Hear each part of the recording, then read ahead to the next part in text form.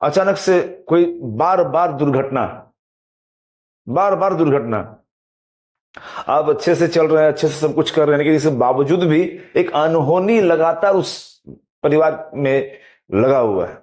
नारी महाचंडी मुक्त केशी बलिप्रिये कुलाचार प्रसन्नस्ये नमस्ते शंकर प्रिये घोर नमस्ते। बहुत सा प्रश्न आपके मन में भी उठता होगा जिसका जवाब नहीं पता। हम उन्हीं के जवाब के साथ प्रस्तुत हुए हैं। नमस्कार दोस्तों, आगम सिद्धि चैनल में आपका स्वागत है। श्री हंसानंद तीर्थनाथ जी के साथ और नए सवालों के साथ। जय मां काली सर जी। जय गुरु, जय मां तारा। सर, सुनी हूं कि इस तंत्र क्रिया के द्वारा तांत्रिक लोग किसी को भी वश में कर लेते हैं, किसी को बीमार भी कर देते हैं, किसी को मार भी सकते हैं। क्या यह सच है? क्या सच में ऐसा होता है? जी, ये सच में ऐसा होता है। तांत्रिक लोग जो भी तंत्र साधक हैं, उसमें से बहुत सारे कैटेगरीज रहता है कि आप किस नजरिया से तंत्र को समझ रहे हैं या उस तंत्र के क्रियाओं को किस तरीके से आप ले रहे हैं। तो ये एक अभिचार क्रिया है। तंत्र को अगर ऊर्ध्वमनाई को देखा जाए तो ऊर्ध्वमनाई के अनुसार वो अंदरूनी साधनाएं हैं, लेकिन जब अधोमनाई में जाते हैं तो उसमें वाह्यिक जगत को लेकर के बहुत सारी क्रियाएं की जाती है। तो उसमें अभिचार क्रिया आती है। उस अभिचार क्रिया के माध्यम से कुछ ऐसे लोग हैं जो अपने स्वार्थ पूर्ति के लिए, अपने मन अनुकूल काम को कराने के लिए लोगों को वश में करते हैं। और षटकर्म का क्रिया होता ही है। 6 प्रकार का क्रियाएं होती है, जिसमें शांति कर्म भी होता है, वशीकरण होता है जिससे लोगों को वश में करता है, वशीकरण। इसके बाद आपका आता है स्तंभन, विद्वेषण, उच्चाटन और मारण। ये 6 क्रियाएं होती है षटकर्म। षटकर्म के माध्यम से ये अभिचार क्रियाएं की जाती है। सटकर्म में जो 6 प्रकार का कर्म आप बताएं, उसको थोड़ा सा विस्तार रूप से आप समझाने का कष्ट करें सर। देखिए, षटकर्म का अर्थ हो गया, षट मतलब 6 और कर्म मतलब क्रियाएं, ठीक है। तो षटकर्म को 6 कर्मों में विभक्त किया गया है तंत्र में। ऐसे अगर योगाभ्यास में जाते हैं तो वहां भी षटकर्म है। तो उन षटकर्मों में जो आता है नेति, बस्ती, कपालभाति आदि जो क्रियाएं हैं, जिसमें धौती, त्राटक और नौली, ये षट क्रिया जो है, षटकर्म है, वो योग अभ्यास में होता है। लेकिन षटकर्म का मैंने तांत्रिक जो षटकर्म है उसके बारे में मैं विश्लेषण या चर्चा करने जा रहा हूं। तांत्रिक षटकर्म की चर्चा मैं करने जा रहा हूं, जिसमें पहला जो है वो आपका शांति कर्म है। षट कर्मों में पहला शांति कर्म आता है, जिसमें पौष्टिक कर्म भी है, पुष्टि कर्म भी है। शांति कर्म जैसे मान लीजिए कि एक परिवार में लगातार किसी व्यक्ति का बीमार हो जाना, या एक ठीक हो रहा है उसके बाद कोई बीमार हो जा रहा है, फिर कोई बीमार हो जा रहा है, फिर कोई घर में ऐसा लग रहा है कि कोई कुछ कर दिया हो, कोई अभिचार क्रिया कर दिया हो, रोग, अनचाह रोग, डॉक्टर परेशान कि भाई अभी एक परिवार का सदस्य आया, अगला बार दूसरा आया, तीसरा बार, घर पर अस्त व्यस्त हो चुका है उसमें। अचानक से कोई बार बार दुर्घटना, बार बार दुर्घटना, आप अच्छे से चल रहे हैं, अच्छे से सब कुछ कर रहे हैं, लेकिन इसके बावजूद भी एक अनहोनी लगातार उस परिवार में लगा हुआ है, ठीक है। और किसी प्रकार का ग्रह पीड़ा, ग्रह दोष की शांति, या जितने भी प्रकार की आपकी शांति होती है जिसमें आपके अनिष्ट को शांत किया जाए, ग्रहानिष्ट को शांत किया जाए, वो शांति क्रिया में आती है। तो पहला क्रिया हो गया शांति क्रिया। दूसरा आपका हो गया वशीकरण। वशीकरण में किसी को अपने इच्छा अनुकूल काम कराने के लिए उसको अपने बस में करना, क्रियाएं हैं, उसको अपने बस में कर लेना और अपने इच्छा अनुकूल काम कराना। या फिर कोई व्यक्ति किसी तांत्रिक के पास या तंत्र साधक के पास गया जो इस तरह का काम करते हैं, उसके पास गया कि मुझे अगले को बस में कर दीजिए, और वो अगला को बस में करने के लिए वो तांत्रिक वो क्रियाएं करने लगा वशीकरण का। तो वशीकरण खुद कर रहा है या किसी से करवा रहा है, उसको अपने वश में करके अपने मन अनुकूल कार्य को कराना। ठीक है। अब इसके बाद आपका आता है जिसको कहते हैं आपका स्तंभन। स्तंभन क्रिया जो है, रोक देना, बांध देना। अच्छा खासा व्यापार चल रहा था, बहुत उन्नति कर रहे थे, अब लोगों के नजरों में चढ़ते चले गए। कुछ ऐसी हो गई कि आपका अचानक से ग्राहक आना बंद हो गया, आपका दुकान बंद होने लग गया, आपका दुकान में क्रय विक्रय का कारोबार कम होने लग गया या टोटली स्टॉप हो गया, आप मजबूर हो गए उसको बंद कर दिया। ऐसे उलझन में पड़ गए कि आपको वो बंद करना पड़ा, आपको बंद गया। एक बुद्धि बांधना, बुद्धि को स्तब्ध कर देना, दिमाग काम नहीं करना, ऐसा कुछ क्रियाएं स्तंभन में आते हैं। दूसरा नंबर, किसी को गूंगा बहरा अंधा बना देना, यह स्तंभन क्रिया है। जो शक्ति है उसको रोकना, मतलब दृष्टि शक्ति है तो आदमी का आंख को ऐसा क्रियाओं द्वारा उसको रोक दें कि आंख सब कुछ ठीक है लेकिन वो कुछ प्रॉब्लम क्रिएट करके आप देख नहीं पा रहे हैं। आपका कान से बहरा कर देना या मुक कर देना, आदमी को, छोटा बच्चा जैसा है उसको ऐसा कुछ स्तंभन क्रिया के माध्यम से उसको मुंह बांध देना। भूख, बड़ा आदमी हो या छोटा आदमी हो, अचानक से खाना बंद करवा देना। अग्नि स्तंभन, ये बोल तो रहे हैं कि ये क्रियाएं आपके ऊपर डिपेंड कर रही है, आप किस तरह से उसको ले रहे हैं। शक्ति कभी भी दोष युक्त नहीं। हवा जिस तरह से वायु आती है, अगर गंदगी है तो दुर्गंध लेके आएगा, और अगर फूलों का बगीचा तरफ से आ रही है तो वो सुगंध लेके आएगा। वो पावर है, आप किस तरह से उसको यूज कर रहे हैं आप पर डिपेंड कर रहे हैं। तो अगर मान लीजिए कहीं पर आग लग गया, अब बचा नहीं सकते, उस क्रिया के माध्यम से पहले आग को बुझाई जाती थी, ये अग्निस्तंभन क्रियाएं थी। अच्छे कर्मों में जैसे बड़ा तूफान बवंडर वगैरह को उस क्रिया द्वारा रोका जा सकता था, वो स्तंभन, रोक देना, बांध देना, बुरा भी अच्छा भी। दूसरा नंबर, हालांकि ये षटकर्मों में आता है, विचार क्रियाओं का चर्चा कर रहे हैं तो ज्यादातर लोग पैसे के लोभ में ये गलत में ही इसको यूज कर रहे हैं। अभी आपका स्तंभन के बाद आता है विद्वेषण। विद्वेषण का क्रिया होता है क्या? विद्वेष उत्पन्न करना। दो दोस्त हैं या दो सहेली हैं या दो ऐसा परिवार है जो बहुत मिलनसार, एक दूसरे से बहुत अच्छा दोस्ती, घराना ताल्लुकात बना हुआ, अच्छा रिश्ता बना हुआ है। इस क्रिया द्वारा उन दोनों मित्रों के बीच में ऐसी हिंसा उत्पन्न करवाई जा सकती है या ऐसा विद्वेष उत्पन्न करवाया जा सकता है कि एक दूसरे का वो परछाई तक मारेगा नहीं, एक दूसरे का परछाई तक देखना नहीं चाहेगा, आपसे विच्छेद करवा देगा। तो ये विद्वेषण क्रिया है। अब इस क्रियाओं को आप अच्छे तरह से भी ले सकते हैं।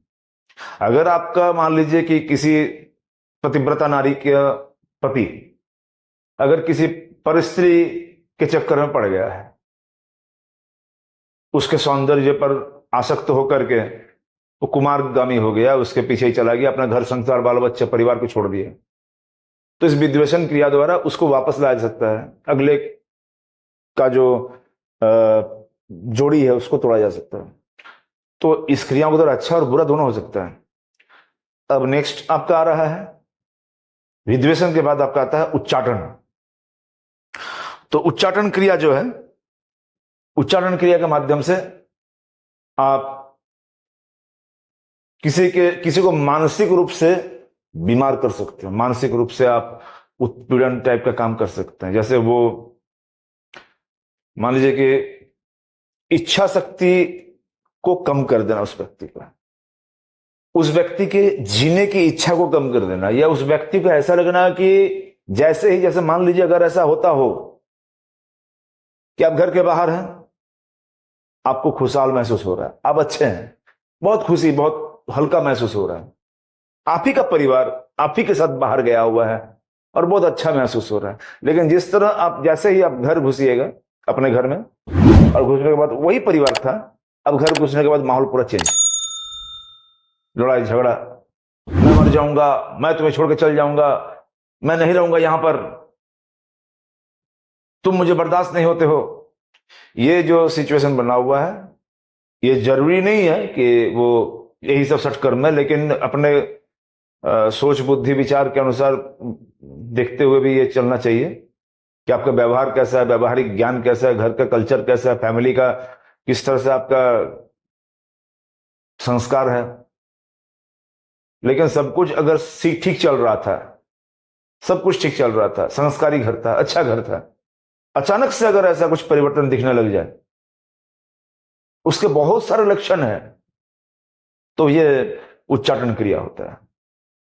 मतलब ऐसा हो जाता है कि वो अपने ही घर के लोगों को बर्दाश्त नहीं कर पाता है, बीमार पड़ने लग जाता है। कभी पता चला लीवर में प्रॉब्लम, कभी पता चला कि हार्ट में प्रॉब्लम आ गया, क्योंकि वो प्रेशर हाई रहता है, सोच बदल जाएगा, बॉडी का फंक्शन बिगड़ जाएगा, और इस तरह से वो कभी ना कभी कहीं ना कहीं चल जाएगा। उद्वास्तु कर देना, हो सकता है कि ऐसा उच्चाटन होता है कि पूरा का पूरा परिवार तितर बितर हो जाएगा, उस घर में कोई रहेगा नहीं, ताला बंद, ऐसा भी हुआ है। तो ये उच्चाटन क्रिया है। अब आता है मारण क्रिया, जो छठा नंबर क्रिया है। मारण क्रिया मतलब जीवधारी के प्राण को अंत कर देना, धीरे धीरे बीमार होकर के अचानक से ऐसा कुछ हो जाना कि एक साथ बहुत सारा बीमारी एक साथ आना, या कुछ ऐसी क्रियाओं द्वारा उसको टाइम नहीं मिल पाना ट्रीटमेंट का, और सब कुछ ठीक था और वो समझ ही नहीं पाया। डॉक्टर के पास जाते जाते, ट्रीटमेंट करते करते करते करते, वेंटिलेटर में जाते ही वो खत्म। कोई समझ ही नहीं पाएगा कि कैसे ये हो गया, वो कैसे गुजर गया। कोई लक्षण नहीं था, कुछ नहीं था, सब कुछ ठीक था। अचानक 21 दिन के अंदर में, 3 महीना के अंदर में ये ड्यूरेशन रहता है, तो ये मारण क्रिया है। अच्छा, ये षटकर्म की जो क्रियाएं होती है, इसको जब मन तब आप नहीं कर सकते, उसका बहुत ही विस्तृत रूप से उसका सारा चीज व्यवस्था किया हुआ तंत्र में। हितकारिणी तंत्र, कामाख्या तंत्र, वशीकरण तंत्र आदि बहुत सारे तंत्र है जिसमें इस षटकर्म के बारे में चर्चा किया हुआ है। अलग अलग कुछ कुछ हल्का हल्का मतांतर है, लेकिन मोटा मोटी जो बेस है सबका एक ही है। षटकर्म में दिशाओं का विशेष महत्व है। अच्छा, क्या क्या चीज का महत्व देखा जाता है षटकर्म में? पहला, आप षटकर्म कर रहे हो, उसमें ऋतु की गणना, ऋतु को गणना करना पड़ेगा, किस ऋतु में कौन सा कर्म करना है। ठीक है। अब ऋतु गणना के बाद कौन सा दिशा, किस दिशा की और मुख करके कौन सा क्रिया करना है। इसके बाद अब आता है कि उस क्रिया का देवता कौन है या देवी कौन है, अधिष्ठात्री देवता कौन है उस क्रिया का। इसी के साथ आता है कौन सा रंग या कौन सा वस्त्र या किस चीज को आधार बना करके हम उसको साधना करें, उस क्रिया को करें। और इसी के साथ आता है कि कौन सा मुद्रा या कौन सा आसन में बैठ करके हम इस क्रियाओं को करें। अभी जैसे आपने ऋतु के ऊपर बताया कि हर काम को ऋतु के अनुसार भी किया जाता है, तो ये ऋतु का अर्थ सीजन से है क्या? देखिए, दिन रात मिलाकर, ऐसे हम फेतकारिणी तंत्र को देखते हैं, उसके हिसाब से हम बता रहे हैं कि दिन रात मिलाकर आपका 60 घड़ी होता है। इसको अगर घंटे में बदला जाए, आवर्स में बदला जाए, तो 24 घंटा होता है दिन रात में। तो 24 घंटा को 6 ऋतुओं में डिवाइड करेंगे, मतलब 60 घड़ी बराबर 24 घंटा। तो 60 घड़ी को अगर 6 ऋतुओं में डिवाइड करें तो 10-10 घड़ी आ रहा है। ठीक है। तो हर 10 घड़ी तक एक ऋतु रुकती है और अगला फिर दूसरा ऋतु आ जाएगा 10 घड़ी के बाद। उसी तरह 24 घंटा को पकड़े और 6 से डिवाइड करें, 6 से डिवाइड करें, तो हमारे पास 4 घंटा आ रहा है। तो हर 24 घंटे में से वो 4-4-4-4 घंटा जो 6 बार आएगा, उस 4-4 घंटा में एक एक ऋतु पार करती है। मैं सीजन मतलब कहने का ये नहीं है कि आपका वो साल भर आपको इंतजार करना पड़ेगा कि मुझे वो कर्म करना है तो मुझे वर्षा काल का इंतजार करना पड़ेगा, मुझे हेमंत का इंतजार करना पड़ेगा, मुझे शिशिर का इंतजार करना पड़ेगा। तो वो ऋतु का तात्पर्य इस षटकर्म क्रिया में वो नहीं है। फिर तंत्र में एक ही दिन को 6 भाग किया हुआ है। इस तरह से मैंने बताया कि 24 घंटा को 6 से डिवाइड किया तो 4-4 घंटा का एक ऋतु बनता है। ठीक है, अब आगे बताता हूं कि जैसे कौन कौन ऋतु में कौन कौन सा कर्म किया जाता है। ठीक है, देखिए सूर्य उदय से प्रथम 4 घंटा जो आपके पास आता है वह वसंत ऋतु माना गया है, प्रातः काल का। नेक्स्ट 4 घंटा जो आपका पास आ रहा है वह ग्रीष्म ऋतु है, मतलब मध्याह्न का। उसके बाद जो शाम की नेक्स्ट 4 घंटा आ रही है उसको वर्षा ऋतु माना गया है। उसके बाद संध्या काल का जो बाद का समय है वो शिशिर ऋतु माना गया है। आधी रात को शरद ऋतु माना गया है और शेष रात्रि को हेमंत ऋतु माना गया है। ठीक, भोर होने का पहले का, तो वो ऋतु हेमंत ऋतु माना गया है। अब आते हैं कि कौन सा ऋतु में कौन सा काम किया जाता है। तो बसंत ऋतु में वशीकरण, ग्रीष्म ऋतु में विद्वेषण, वर्षा ऋतु में उच्चाटन, शिशिर ऋतु में स्तंभन, शरद ऋतु में मारण क्रिया, हेमंत ऋतु में शांति क्रिया किया जाता है।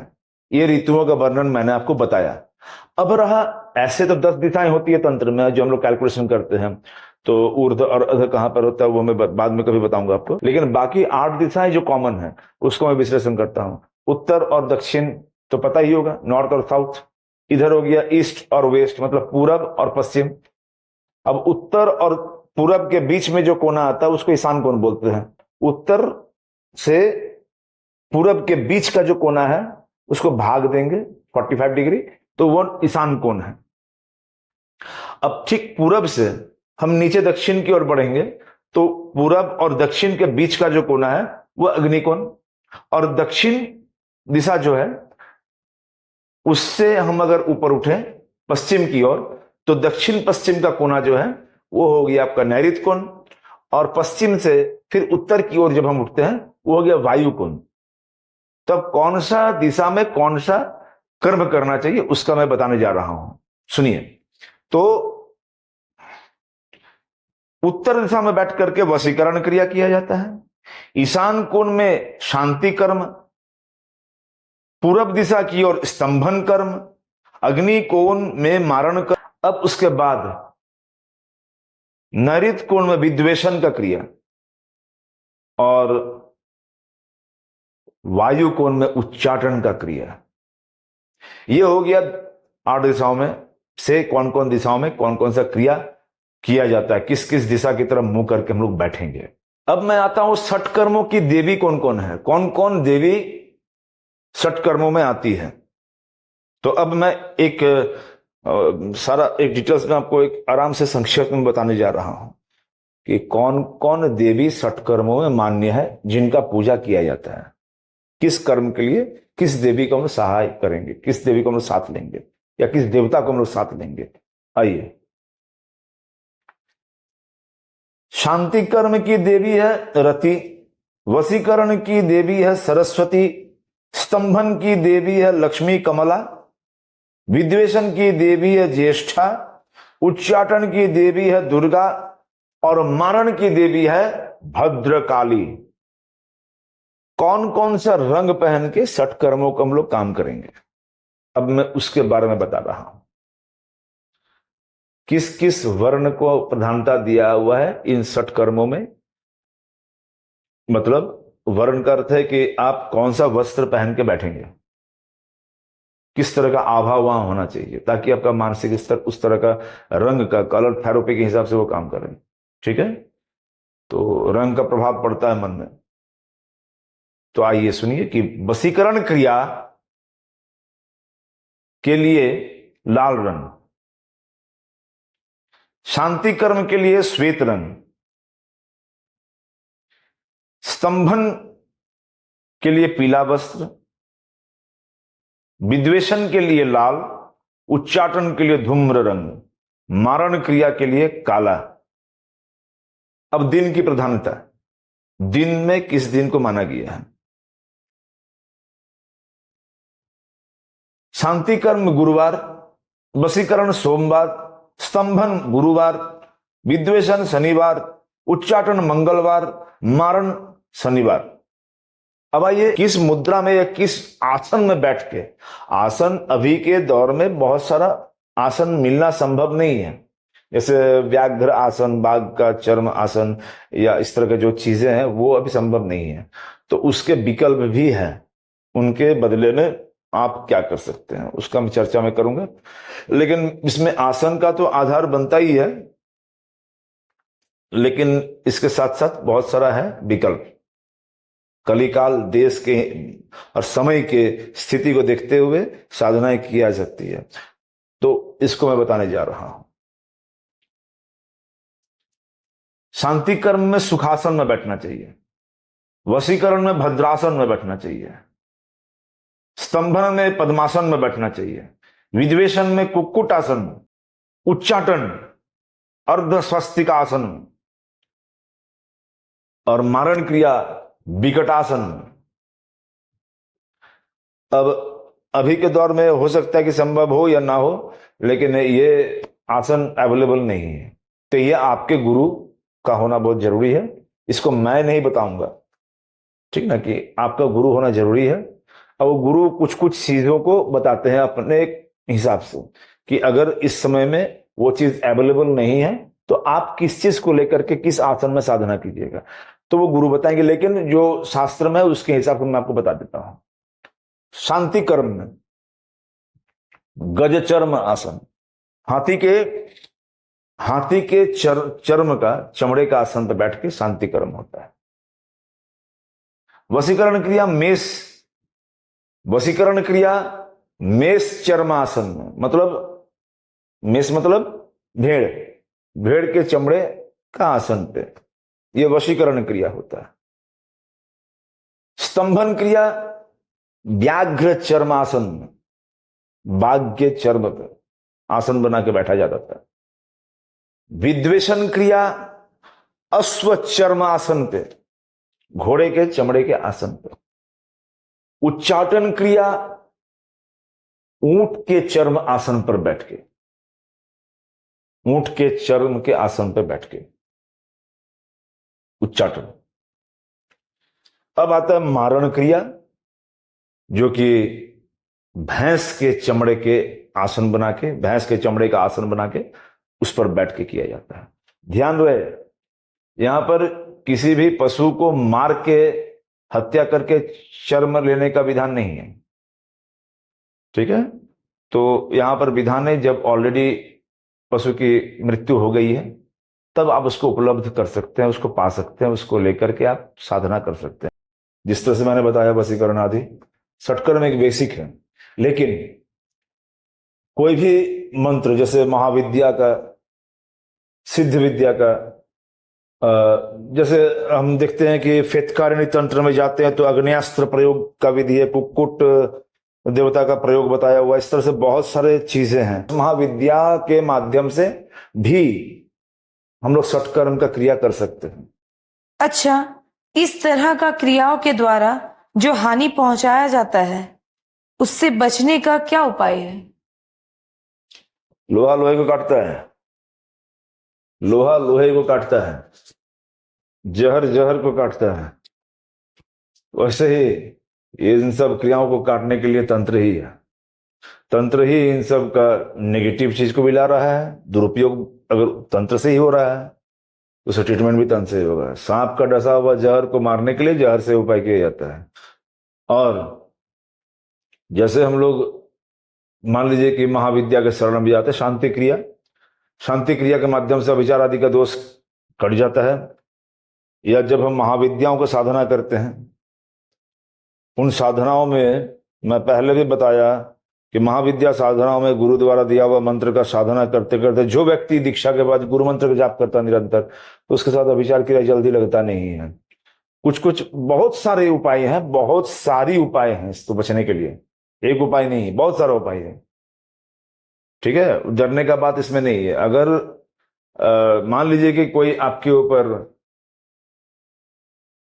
प्रयोग कर रहा है गलत चीज का, तो उस गलत चीज का प्रयोग के पहले वो उसका काट पहले से रखा हुआ है, पहले काट रखा है, तभी वो डरता है। तो महाविद्याओं के माध्यम से हम लोग अपना सुरक्षा कर सकते हैं, अपने आराध्य के माध्यम से अपना सुरक्षा प्राप्त कर सकते हैं। एक क्रिया होती है विपरीत प्रत्यंगिरा, उल्टा घुमाने की क्रिया। विपरीत प्रत्यंगिरा के माध्यम से जब कोई दुश्मन आपके ऊपर किसी तरह का प्रयोग कर रहा है, बाण मार रहा है, प्रयोग कर रहा है, इस तरह का अगर मारण क्रिया, उच्चाटन क्रिया आदि जो कर रहे हैं विद्वेषण वगैरह, तो इसको उल्टा किया जा सकता है, पलट के उसी के ऊपर वार करवाया जा सकता है। इसका शक्ति का नाम है विपरीत प्रत्यंगिरा। तो ऐसी बहुत शक्तियां हैं। अब इन सभी से बचने के उपाय के लिए मैं एक स्पेशल वीडियो आपको दूंगा कि कैसे जाने कि आपके साथ कुछ किया कराया है और उससे बचने का क्या क्या सहज उपाय जिससे खुद से आप कर सकते हैं। बाकी एक्सपर्ट्स तो है ही हैं, लेकिन वहां तक पहुंचने के पहले खुद से भी आप अपने आप को कैसे बचा सकते हैं उन सब चीजों को। कैसे, पहला बात है कैसे पहचाने कि आप पर प्रयोग किया हुआ है। तो ठीक है, एक वीडियो में इतना डिटेल्स में इसको मैं नहीं बता सकता हूं। इसके लिए बचने का उपाय बताने के लिए मुझे एक वीडियो स्पेशल बनाना पड़ेगा। सठकर्म को इतने सरलता से समझाने के लिए हंसानंद जी आपका बहुत बहुत धन्यवाद। दोस्तों, आपके मन में किसी भी तरह का सवाल अगर है तो आप कमेंट के माध्यम से पूछ सकते हैं। वीडियो पसंद आई हो तो लाइक, कमेंट और शेयर जरूर करें, चैनल को सब्सक्राइब करें और आगे भी हमारे वीडियो के साथ बने रहें। धन्यवाद।